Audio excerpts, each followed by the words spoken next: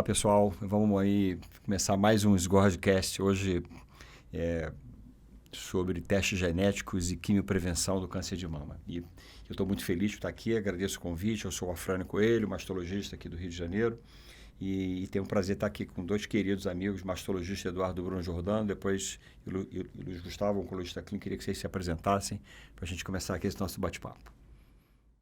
Olá, boa tarde a todos. Meu nome é Eduardo Bruno Jordano, sou médico mastologista, sou médico do Hospital Federal do Servidor do Estado, sou médico do Hospital Central da Polícia Militar e sou professor da Universidade Estácio de Sá. É um prazer estar aqui para a gente poder discutir um assunto que está cada vez mais em voga, né? E cada vez mais faz parte da nossa prática diária. Já entrou de vez, os testes genéticos chegaram de vez para entrar na nossa prática clínica. Obrigado, Eduardo. Obrigado, Afrânio. Eu sou o Luiz Gustavo Torres, sou oncologista aqui da Oncologia DOR do Rio de Janeiro. Não tenho um vínculo com o hospital, o SUS hoje, mas estou exclusivamente na Oncologia DOR e, é claro, é um tema super relevante, super importante, até porque cada vez mais essa questão do teste genético e das mutações tem se tornado determinante aí na nossa conduta clínica, na prática do dia a dia. Bom, Gustavo, eu vou começar por você, porque cada vez mais, né, você, né, na oncologia clínica e na mastologia, e por conseguinte na ginecologia, a gente tem essa facilidade do teste genético, né? Porque ficou mais fácil, o rol da ANS, que tem alguns critérios de elegibilidade para eles, o próprio NCCN, que é aquele nosso guideline, está facilitando muito e o custo barateou muito. E aí a gente está vendo um fenômeno reverso, que também é se pedir muito teste para situações, muitas vezes, que não são adequadas. Como é que você vê, assim, dentro da oncologia clínica, aquela mulher que vem para você, que não tem câncer inicialmente, como é que você maneja, qual os teus critérios mínimos, assim, para você testar?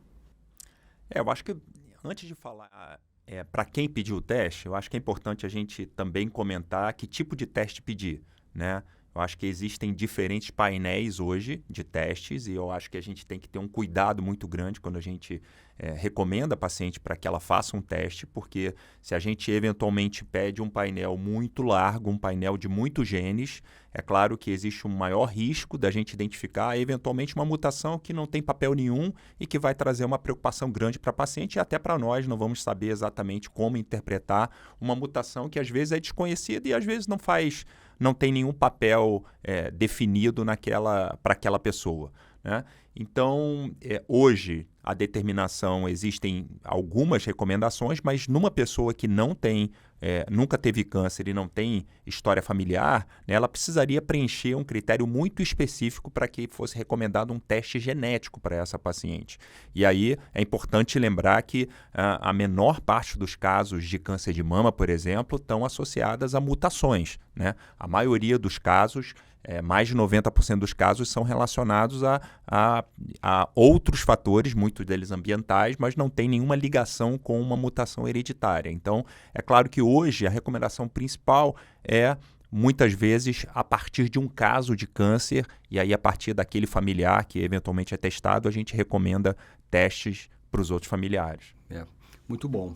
Quer dizer, vamos puxar aqui um pouco, Eduardo, para nós essa parte aqui dos cirurgiões, quando você, como mastologista, recebe essa paciente e percebe que a testagem vai mudar a sua abordagem, né? Ou do tratamento cirúrgico ou do tratamento prévio, como com a neoadjuvância. Qual é o teu critério, assim, também de testar? É bem importante isso, né? Que, assim, conforme falou aqui o Gustavo, a maioria dos casos de câncer de mama são chamados casos esporádicos, né? Então, é preciso a gente tentar identificar nessa paciente que está na nossa frente com o diagnóstico que nos faz pensar que essa paciente pode ter um risco hereditário. Então, principalmente a história familiar é muito importante, né? Então, a história familiar, quanto mais parentes essa paciente, principalmente de primeiro grau, ela tem acometido, maior é o risco. Paciente que tem parente jovem com câncer de mama, a presença dos chamados carcinomas triplo negativos, isso também aumenta o risco. Então, isso faz pensar. O NCCN até mudou a classificação dele recentemente, que diz o seguinte, que toda paciente com carcinoma triplo negativo, essa paciente mereceria ser testada. Antigamente, isso recomendava nas pacientes mais jovens. Então, esses são alguns critérios que, quando a paciente está na nossa frente, isso faz pensar que ela possa ter uma mutação hereditária. E qual a importância disso? Uma vez a paciente tem uma mutação dessas que confere um risco aumentado, ela ter um segundo tumor e ter tumor contralateral, então isso pode fazer a gente mudar a nossa perspectiva de tratamento. Por exemplo, se a paciente tem um BRCA mutado, ou se ela tem um P53 mutado, se ela tem um BRCA mutado e tem um tumor inicial, talvez essa paciente seja uma candidata a mastectomia bilateral. Não que seja obrigatório toda paciente BRCA mutada ser submetida a esse tipo de tratamento, mas discutir isso claramente com a paciente, uma vez essa paciente tendo um risco atribuído, ela tem uma mutação realmente comprovada, que essa mutação é patogênica, talvez valha a pena a gente submeter essa paciente a uma cirurgia um pouco mais extensa. Alguns estudos questionam se fazer essa cirurgia bilateral você conferiria um aumento de sobrevida a essa paciente, mas é que quase que um consenso entre as pacientes que querem ser submetidas a esse tipo de tratamento, que elas ganham paz de espírito com isso, que a paciente para de se preocupar com o risco de ter um segundo tumor. Então, acho que isso deve ser levado em consideração também, tá? Então, sempre discutir com a paciente todas as possibilidades e, a partir daí, a gente traçar uma conduta que seja o melhor do tamanho do que a paciente precisa, nem a mais nem a menos. Muito bom, muito legal isso. E eu acho que também é interessante a gente puxar aqui essa reflexão para o ginecologista em geral, porque a quantidade não é qualidade. O que eu quero dizer com isso? A gente vê no mercado várias plataformas com 17, com 25, com 50, com 100. E, frequentemente, o paciente, às vezes o colega ginecologista liga, falando, qual o teste que eu peço? Né? E para o paciente, mais genes testados significaria uma maior amplitude de espectro de detecção. Isso não é verdade. Desses painéis que nós temos aí no mercado, ligados ao câncer de mama, a gente tem de 15 a 17 genes que pode ter alguma relação. E também tem a penetrância, né? Cada gene vai ter uma chance de desenvolver câncer ou de alta penetrância, moderada penetrância e baixa penetrância. Isso é importante a gente explicar para o ginecologista, porque a gente tem visto também um cenário assim meio estranho, que é se pedindo testagem para reposição hormonal. Isso é um alerta para os ginecologistas que a gente tem que deixar aqui registrado, que isso não é uma estratégia recomendável. Tá? A gente até pode utilizar estratégias mais simples, sem testagem, como os modelos de risco, o Gale, o Tyrecuse, que você pode pré-selecionar pacientes que possam ser, né, candidatas ou não à reposição hormonal. Então, esse é um dado que aí, Gustavo, eu ia puxar para você a bola no seguinte sentido. Também houve um grande ganho, né, e um reforço na indicação de testar, porque algumas mutações se tornaram alvo de terapias específicas na oncologia clínica, né? Comenta um pouquinho sobre isso para a gente. Então, antes eu vou só, reforçar esse teu pedido de não testagem quando eventualmente a paciente não tem indicação de testar, porque, casando um pouco com o que o Eduardo falou, né, se a gente faz um painel muito ampliado para essa paciente, eventualmente ela vai perder a paz dela por conta de uma mutação que às vezes não tem significado algum, né? Então, e nem a gente sabe interpretar corretamente o papel daquela mutação. O que a gente sabe é que muito provavelmente ela não está associada a nenhuma doença, mas o painel foi muito amplo e acabou identificando uma mutação que a gente não conhece. Então, esse é um risco muito grande. É preciso que as pessoas, quando pedem o exame, tenham isso em mente. Né? Em relação à mutação presente, quer dizer, é importante lembrar também que a mutação germinativa é uma mutação e a mutação somática é outra mutação. Existe na oncologia o teste do tumor, do material tumoral, onde a gente eventualmente testa a mutação é uma mutação somática, é uma mutação da doença, né? A outra é uma mutação germinativa, como é o caso do BRCA1 e 2, por exemplo, associados ao câncer de mama, que a gente pode detectar em todas as células do corpo daquela pessoa. Então, o exame de sangue ou da saliva é capaz de detectar o BRCA. E a partir daí, hoje a gente tem moléculas específicas contra o BRCA, que agem na via do BRCA e impedindo assim que essa doença progrida. Ou seja, você faz um diagnóstico de câncer de mama, você identifica que a paciente tem a mutação do BRCA, por exemplo, e já existem drogas capazes de bloquear o avanço da doença por agir na via do BRCA, já que ela é uma via importante na proliferação celular e no avanço da doença daquela paciente. Perfeito.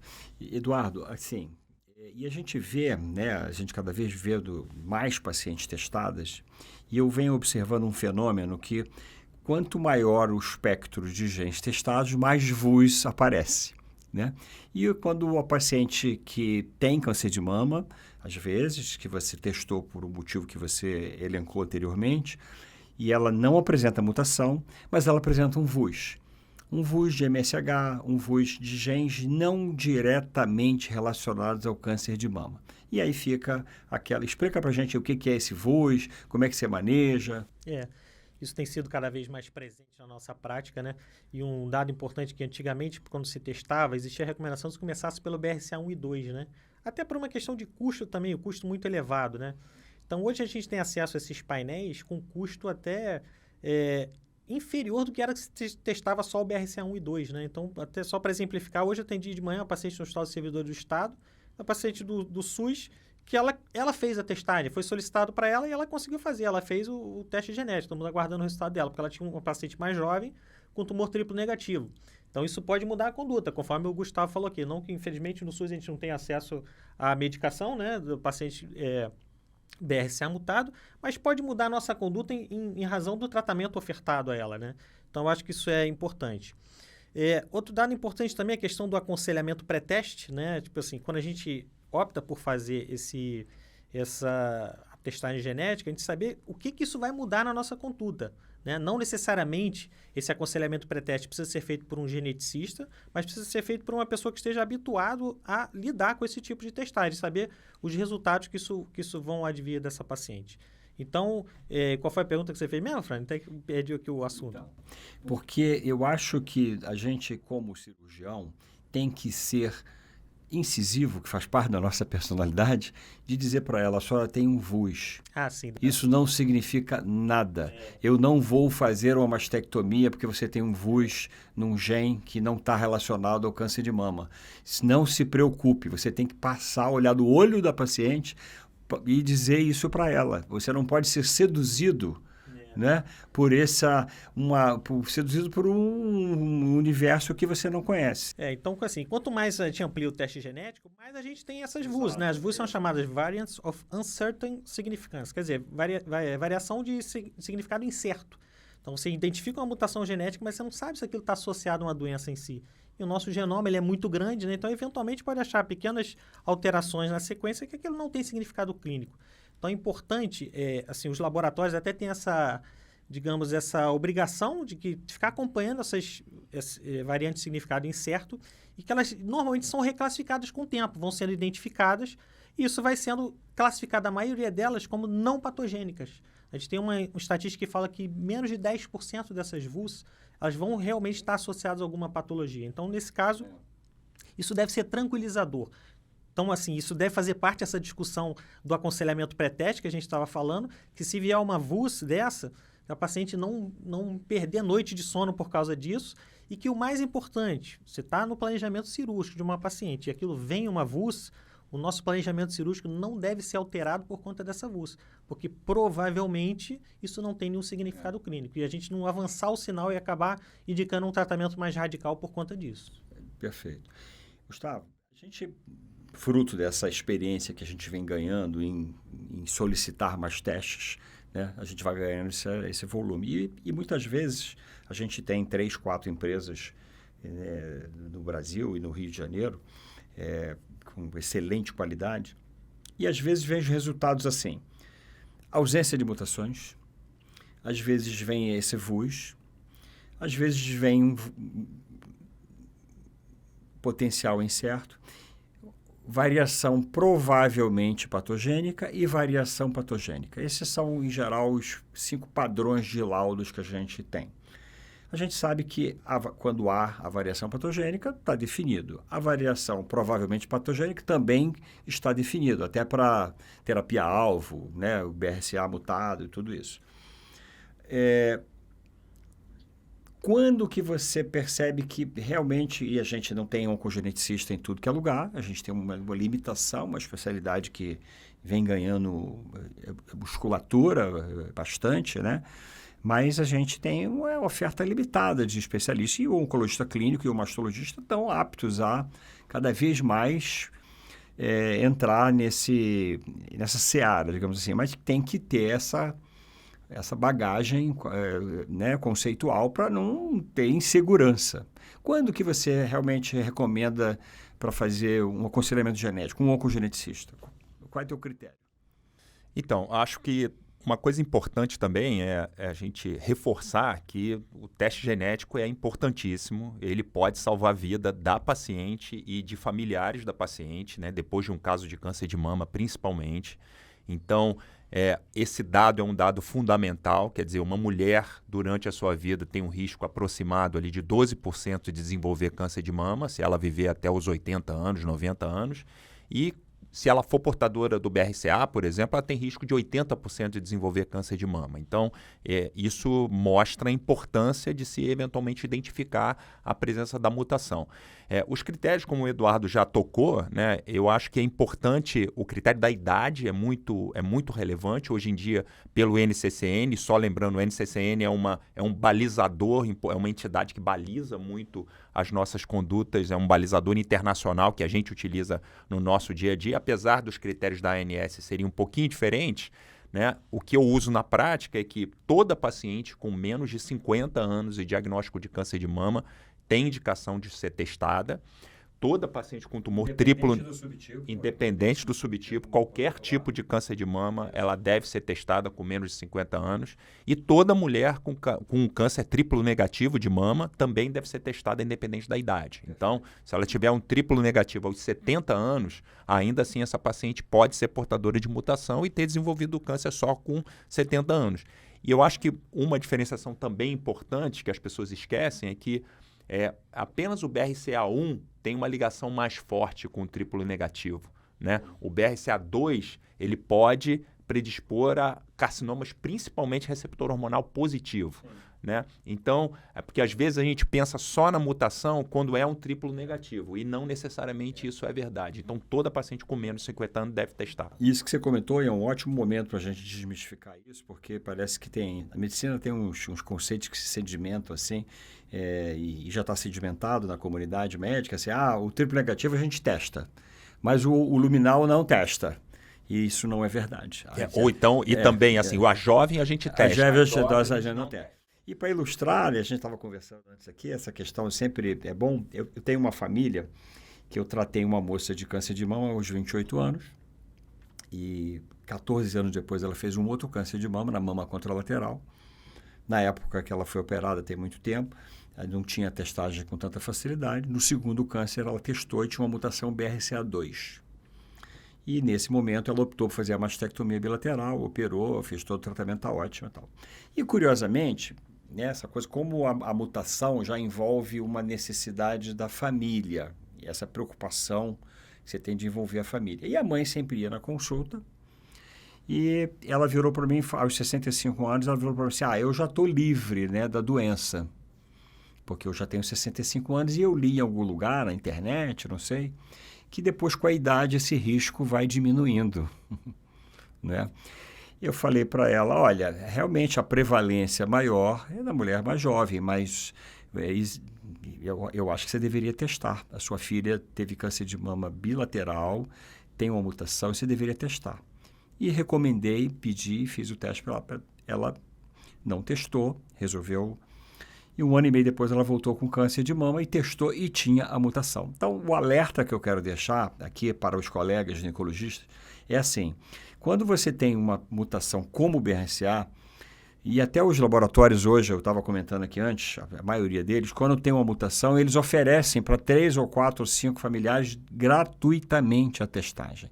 Porque isso você pode ter um rastreamento mais proativo, você pode fazer exames com uma frequência maior, você tem um olhar diferenciado de acordo com a idade da pessoa. É aí que eu quero te perguntar, Bruno, como é que você está manejando assim, essas pacientes em que tem a mutação e as irmãs... Porque também tem uma coisa, você falou muito legal, essa coisa da paz de espírito, né? Muitas vezes você tem na prática clínica a paciente que tem todo um pedigree e você testa dar negativo. ou vice-versa. Você tem, né, um fenótipo que sugere a mutação e não tem a mutação. E também, ao contrário, você tem a mutação e você testa todas as famílias e não tem a mutação, né? Então, como é que você faz isso? E a questão da reposição hormonal, que é muito importante para o ginecologista. Vou deixar essa bola contigo aí. Em geral, o ideal, né, um cenário ideal é se você tem uma história familiar, você fazer a testagem genética na paciente que teve o diagnóstico de câncer. Isso. Porque se você faz a testagem nessa paciente e não encontra nenhuma mutação, não vale a pena você procurar no restante da família, porque é uma mutação desconhecida. E mesmo nos cânceres de mama familiares, a gente ainda desconhece a maior parte das mutações genéticas, porque o câncer de mama é uma doença muito heterogênea, né? Então, é uma doença que ela é secundária a várias mutações genéticas. Então, não tem uma mutação genética específica que seja. A gente tem as mais conhecidas, né? Que não por acaso a gente descobriu primeiro, que é o BRCA e o P53, o STK11. São vários genes que estão implicados na maioria dos casos de câncer de mama familiar, mas a gente não conhece todos. Então, assim, seria importante fazer isso. Quanto à reposição hormonal, acho que de maneira geral é trabalhar com a história familiar, né? É importante não só também a história de diagnóstico de câncer de mama, mas se a paciente também tem outro fator, que a gente está falando muito aqui de teste genético, mas biópsias prévias. Se a paciente tem uma biópsia prévia, por exemplo, uma hiperplasia atípica, essa é uma paciente de risco. Talvez não seja uma contraindicação absoluta, mas talvez a gente pensar em outras medidas que não medidas de reposição hormonal. A gente sabe que hoje a paciente que tem hiperplasia atípica, ela confere um risco aumentado de até 4 vezes em relação à população comum. Então, a gente ir manejando isso. Agora, quanto à testagem genética, você está dizendo uma paciente realmente mutada, você fazer a reposição hormonal. É difícil, né? Hoje a gente tem estudos que até autorizam o paciente BRCA positivo fazer uso da pílula anticoncepcional, por exemplo. E vão além até, dizem até que nessas pacientes existe uma provável prevenção do câncer de ovário. A gente está falando muito de câncer de mama, mas às vezes a gente deixa o câncer de ovário, até por ter uma incidência menor, meio de lado, né? Então, assim, é importante pensar isso também. Quando a gente fala em câncer de ovário, a gente fala nas duas mutações, BRCA1 e BRCA2, mas principalmente na paciente BRCA1 mutado, que ela desenvolve câncer de ovário mais cedo, mais precoce. Paciente com BRCA2, ela desenvolve um pouquinho mais tardio, mas tem um risco aumentado também. Então, a gente usar essas informações no nosso manejo clínico. Paciente com prole constituída, pensar na oforectomia já também, talvez ao redor dos 40 anos de idade na BRCA1, BRCA2 pode ser um pouquinho mais para frente, e assim a gente vai manejando. Mas, assim, eu acho que eu não ficaria muito seguro em fazer reposição hormonal na paciente BRCA mutado. Não porque aquilo vai causar o câncer de mama, mas na eventualidade daquilo gerar acelerar um processo e que a paciente coincidir com um câncer que ela já teria, você fazendo a reposição hormonal acaba isso gerando uma desconfiança de que aquilo possa ter causado, mas que na prática eu acho que não é o caso. Deixa eu só fazer um comentário, Fran, em cima da questão da reposição hormonal. Eu acho que para o ginecologista é importante também entender que, como o Eduardo colocou, o BRCA1 ou 2, enfim, uma mutação genética que aumenta o risco de câncer de mama, ela é só um fator de risco, né? Ela tem um peso, né, no risco em aumentar em tantas vezes o risco de câncer de mama, dependendo da mutação. Mas todos os outros fatores têm o seu peso, como obesidade, como sedentarismo, como uso de álcool e como algo que eu vejo que fica muito esquecido, que é a densidade mamária. A densidade mamária eleva o risco de câncer de mama. Uma dos nossos gaps aí na hora que a gente interpreta até um exame, mas aí é uma questão muito mais radiológica, inclusive é a classificação, né, de um exame radiológico, por exemplo, de uma mamografia, de uma ressonância. Dificilmente a gente vê uma escala, né, dizendo o quão densa é aquela mama e a gente pode colocar isso numa balança, o quanto que isso aumenta o risco. Mas, por exemplo, isso tem que ser levado em conta, por exemplo, na hora que você faz uma terapia de reposição hormonal. Você vai fazer uma reposição hormonal em alguém que tem muitos fatores de risco, independente da questão genética, essa paciente já é de muito risco para uma reposição. Uma paciente que é obesa, uma paciente que não faz atividade física, uma paciente que tem uma mama muito densa, naturalmente ela já tem um risco maior de câncer de mama. Então, eu acho que essa seria uma paciente de maior risco para reposição hormonal, por exemplo. Muito bacana. Eu gostei da tua... E vou aproveitar, a gente vai passar para a segunda parte, que seria assim, uma estratégia que existe, né? Eu acho que ela é muito pouco... O ginecologista não utiliza, porque... não tem essas ferramentas ideais para selecionar as pacientes, mas os mastologistas utilizam bastante, talvez pudesse ser utilizada até mais, que é a chamada quimioprevenção, que não é quimioterapia, é o uso de antiestrógeno. E o antiestrógeno mais conhecido é o tamoxifeno, que a gente usa em adjuvância para o câncer de mama em geral. Então, essa estratégia, ela visa reduzir o risco de câncer de mama. Às vezes eu explico muito para paciente, em geral tumores hormônio sensíveis, em que ela pode reduzir o seu risco de recidiva local e o risco de outro tumor na mama contralateral. E ofereço a ela, não é igual a uma mastectomia, redutora de risco, é menor um pouco, mas reduz 60%, 70% essa possibilidade de uso em 5 anos. Eu utilizo Gale e Tyrecruzic para tentar selecionar minimamente por fatores epidemiológicos. E acrescento, obviamente, essas duas coisas que você falou, que para mim são muito importantes. Obesidade e mama densa, né? E aí você realmente tem que olhar a mamografia, tem que olhar, porque tem mulheres de 70 anos que têm a mama densa, que usualmente não tem a mama mais lipo-substituída. Se eu tenho uma mulher de 70 anos, fora da janela já de TH, usando TH com a mama hiperdensa, ou querendo usar com a mama hiperdensa, eu contraindico. Eu não tenho nenhum desconforto, porque hoje 70 anos são os novos 60, né? As pessoas hoje estão muito bem. Então, isso é uma coisa boa. E como é que você seleciona, Eduardo, aí para os dois agora, assim, essas pacientes de quimioprevenção? Como é que vocês fazem? Vocês fazem como eu falei aqui, ou vocês têm alguma outra ferramenta? Só acrescentando aqui a questão das medidas básicas, quando a gente fala de prevenção de câncer de mama, a gente pode fazer o rastreio intensivo, né, que é o uso dos métodos de imagem de forma mais intensiva um pouco, e dependendo, a gente pode indicar até a ressonância como método de rastreio, né, nas pacientes sabidamente mutadas. A gente tem a quimioprevenção, que é como você falou, a questão do uso do tamoxifeno. Alguns estudos falam até em oforectomia nessas pacientes, porque você está fazendo a prevenção do câncer de ovário, e, ao mesmo tempo, você estaria reduzindo o risco de câncer de mama.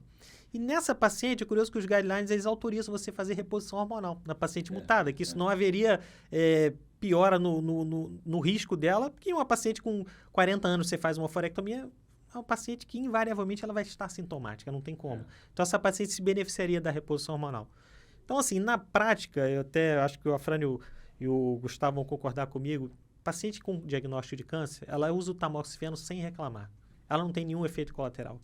Mas a paciente que você usa o tamoxifeno no cenário da quimioprevenção, eu já vejo muita resistência de usar na prática. E quando a paciente vai ler a bula do remédio, quando ela chega no tópicozinho lá que diz que pode ter aumento de risco de câncer de endométrio, aí que ela para ela, nem continua lendo a bula e ela não usa. É difícil, a adesão é difícil mesmo. Eu acho que eu me lembro, eu acho que eu tenho uma paciente que faz quimioprevenção, e as outras, de maneira geral, eu noto que na nossa população tem muita resistência em usar a quimioprevenção. E o que você acha, Gustavo? Por que essa resistência é tanta? Então, antes eu vou falar o seguinte, a prevenção para paciente que tem BRCA mutado é cirúrgica.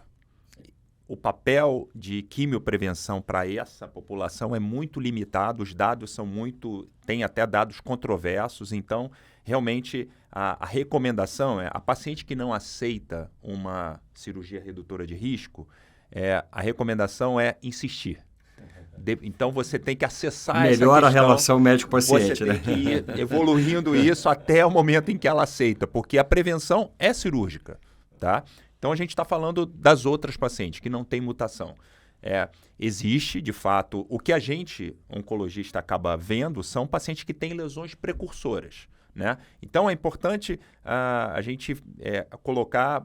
Existe o câncer de mama e existe a paciente que tem o chamado carcinoma ductal in situ, ou carcinoma lobular in situ, ou hiperplasia atípica. Essas pacientes, eu não digo que elas têm câncer, elas têm lesões precursoras, que são tratadas cirurgicamente, e depois a gente sabe que essas lesões aumentam o risco dela desenvolver um câncer invasivo, aí sim, e a gente deve conversar com elas sobre o uso de quimioprevenção, que no caso o tamoxifeno, e hoje já existe também papel para o anastrozol. Existe um estudo que foi publicado em 2016 mostrando que ele reduziu tanto quanto o tamoxifeno, aí principalmente em mulheres com mais de 60 anos, lembrando que o anastrozol é uma droga que só pode ser usada na pós-menopausa, mas reduziu igualmente o risco, assim como o tamoxifeno. Então, a redução está em torno de 50%, 70% do risco de desenvolver um carcinoma invasivo, quando comparado a pacientes que não usaram a quimioprevenção. Essa quimioprevenção é por 5 anos. E é importante também comentar que foi apresentado um estudo no último Congresso de San Antônio, que é esse que acontece no final do ano no Texas, mostrando o papel que o que se tentou fazer, um grupo italiano tentou oferecer para os pacientes uma dose menor do tamoxifeno. Então, o que a gente chama de Baby-TAM, né? O que foi batizado como Baby-TAM. Né? Para adjuvância ou para quimioprofilaxia? Para quimioprofilaxia. Pacientes que tiveram CDIS ou carcinoma lobular in situ ou hiperplasia atípica foram randomizadas para placebo ou usar o tamoxifeno 5